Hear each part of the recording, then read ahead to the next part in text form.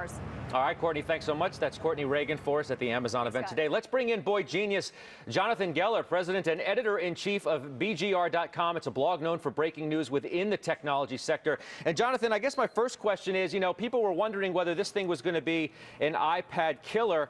I'm not sure it's exactly that at this point. I think the real question is it even an iPad challenger? I mean, it's definitely in its own lane. The pricing sort of makes it accessible where, you know, you could absolutely buy the Kindle Fire and have an iPad. You know, it's more built on integrating into Amazon's ecosystem. But I mean, it's a great product. But I do think you're right. It's not exactly an iPad killer, and I don't think the headlines are going to say this is the next iPad killer. I don't think Jeff Bezos would be happy with the answer you just gave, that you can have an iPad and a Kindle, right? Well, I mean, they put so much into this announcement. This was about displacing the iPad overall, right? It was, but at least it was supposed to be.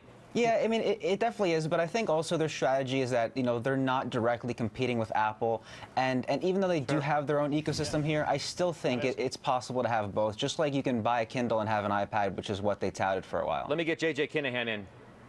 Yeah, Jonathan, I mean, following up a bit on that question, why exactly would you even want both?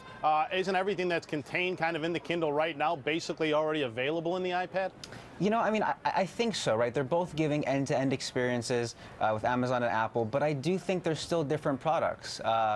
Just at this point in time, I think the iPad has a superior advantage, you know, technologically and also just with the apps and the capabilities. I don't think Amazon's necessarily positioning this as a computing replacement like Apple is. I think this is more of just a media consumption device. So I do think it's two different markets, at least in some part at this point. All right, Jonathan, thanks. Jonathan Geller with Boy Genius. I want to trade this, guys. I mean, Pete, give me your overall thoughts on this. The market had this placed as it was